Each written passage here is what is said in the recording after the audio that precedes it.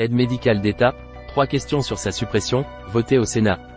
Consultez le journal Le Monde, retour à la une. Les décodeurs. Immigration et diversité. Aide médicale d'État, 3 questions sur sa suppression, votée au Sénat.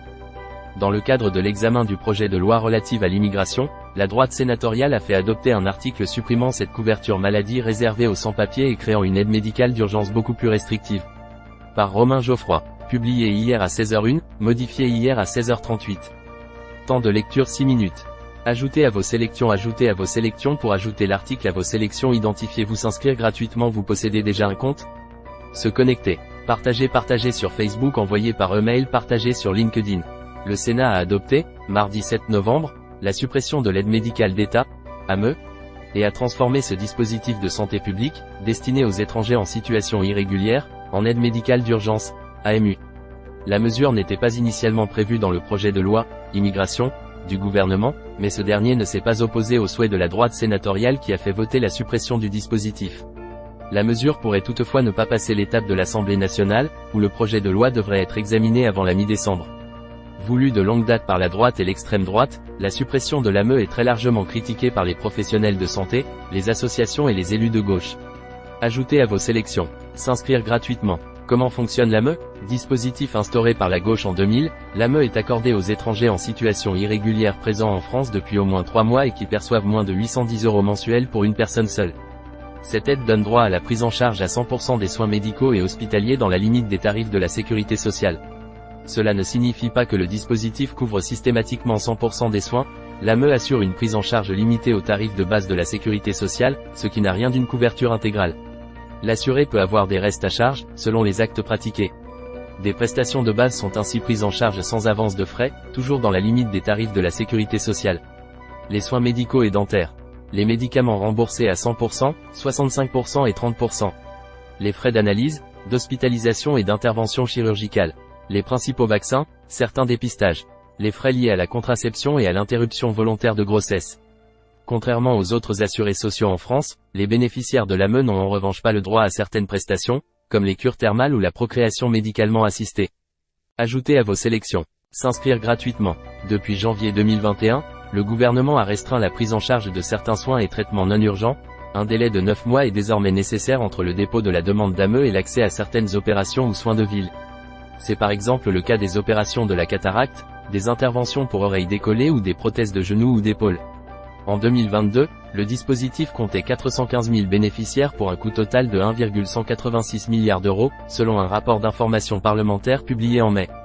Rapporté aux dépenses de l'assurance maladie cette même année, 247,1 milliards d'euros, l'AME ne représente que 0,47%. Si le nombre de bénéficiaires et les coûts de l'AME ont eu tendance à augmenter, cette proportion est restée stable ces 5 dernières années. On peut supposer que le Covid a entraîné un plus grand besoin de consultation médicale et de recours à l'AME au cours des 2 dernières années, expliquait le rapport au Parlement sur les étrangers en France en 2021. La dépense moyenne par bénéficiaire de l'AME en 2018 était de 2 685 €, à un niveau stable sur 10 ans, soit moins qu'un assuré social, 3 087 € en 2018. Pourquoi le Sénat veut-il supprimer l'AME? La suppression de l'AME est une demande récurrente de la droite et de l'extrême droite, qui voit dans le dispositif un appel d'air migratoire. En décembre 2022, déjà, le sénateur Christian Klinger, les Républicains, LR, avait fait adopter lors de l'examen du projet de loi de finances pour 2023 un amendement visant à remplacer l'AME par une aide médicale de santé publique, concentrée sur les maladies graves, les soins urgents, la grossesse et la vaccination.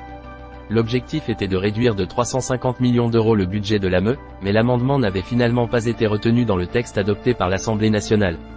2 amendements similaires avaient déjà été adoptés par le Sénat en 2018 et en 2019, sans réussir à franchir l'étape de l'Assemblée.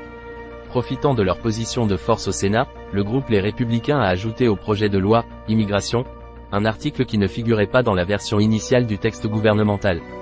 Celui-ci transforme l'AME en une aide médicale d'urgence, AMU, au champ d'action réduit et aux conditions d'accès restreintes. Les bénéficiaires de l'AMU devraient s'acquitter d'un droit annuel dont le montant sera fixé par décret, en plus de répondre aux conditions actuelles de l'AME. Le panier de soins serait largement réduit.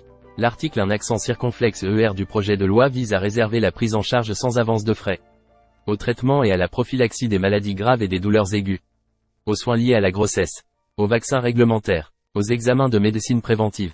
Le gouvernement, qui a besoin des votes de la droite à l'Assemblée nationale pour faire passer son projet de loi, a émis un avis de sagesse, ni favorable ni défavorable, sur cet article finalement adopté, mardi 7 novembre, à 200 voix contre 136.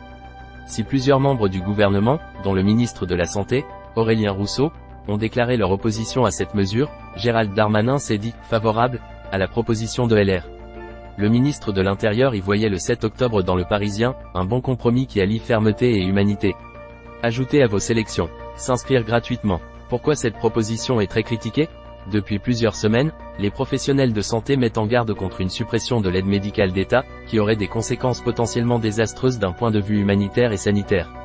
La remise en cause de l'AME ferait courir un risque majeur de désorganisation du système de santé, d'aggravation des conditions de travail des soignants et de surcoûts financiers importants, ont dénoncé plus de 3000 soignants dans une tribune au Monde.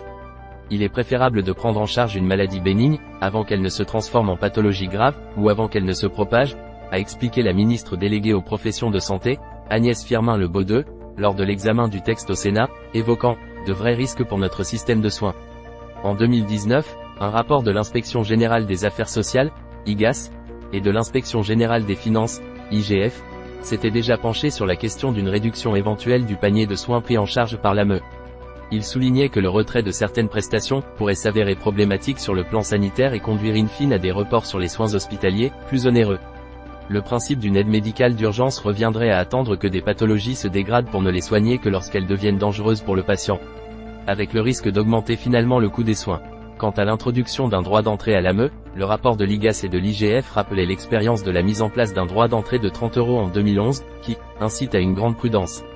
À l'époque, la mesure avait conduit à un infléchissement du nombre de bénéficiaires et à une très légère baisse des dépenses de l'AME de droit commun, moins 2,5%, mais avait été compensée par une forte hausse, plus 33,3%, de la dépense de soins urgents dispensés par les hôpitaux aux patients étrangers en situation irrégulière ne pouvant bénéficier de l'AME. Les hôpitaux payaient souvent le droit d'entrée à la place de leurs patients pour ouvrir des droits qui leur permettraient de facturer les soins, expliquaient les rapporteurs. La franchise avait finalement été supprimée au bout d'un an, en juillet 2012. L'idée selon laquelle l'AME provoquerait une migration pour soins avait, de son côté, été démontée par une enquête de l'Institut de recherche et documentation en économie de la santé, réalisée en 2019 sur un échantillon de 1223 personnes étrangères en situation irrégulière. Celle-ci montrait que seuls 51% des personnes qui y sont éligibles bénéficiaient de cette aide, suggérant que la plupart des migrants ont peu connaissance de l'AME et n'ont pas tous la capacité à se saisir d'un dispositif complexe. Les personnes ayant des besoins de soins réguliers, comme les personnes souffrant de maladies chroniques, apparaissaient fréquemment non couvertes.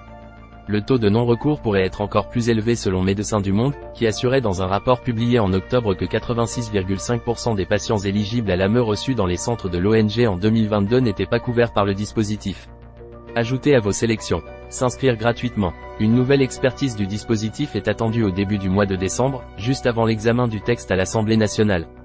Confié à Patrick Stefanini, ancien directeur des campagnes de Valérie Pécresse et François Fillon, et Claude Évin, ancien ministre socialiste de la Santé, le rapport pourrait éclairer davantage les débats et, peut-être, disperser les fantasmes. Romain Geoffroy. Contribuer. Édition du jour. Daté du vendredi 10 novembre. Lire le journal numérique. Nos guides d'achat. Les meilleurs coques pour iPhone X, XR et XS. Les meilleures imprimantes laser. Les meilleurs micro-casques avec ou sans fil. Service Le Monde. Découvrir. Cours en ligne, cours du soir, atelier, développez vos compétences. Testez votre culture générale avec la rédaction du Monde. Mots croisés, sudoku, mots trouvés. Jouez avec nous. Gagnez du temps avec notre sélection des meilleurs produits. Retrouvez nos derniers hors-série, livres et une du Monde. Lecture du Monde en cours sur un autre appareil. Vous pouvez lire Le Monde sur un seul appareil à la fois. Ce message s'affichera sur l'autre appareil. Découvrir les offres multi-comptes. Parce qu'une autre personne, ou vous, est en train de lire Le Monde avec ce compte sur un autre appareil. Vous ne pouvez lire Le Monde que sur un seul appareil à la fois, ordinateur, téléphone ou tablette.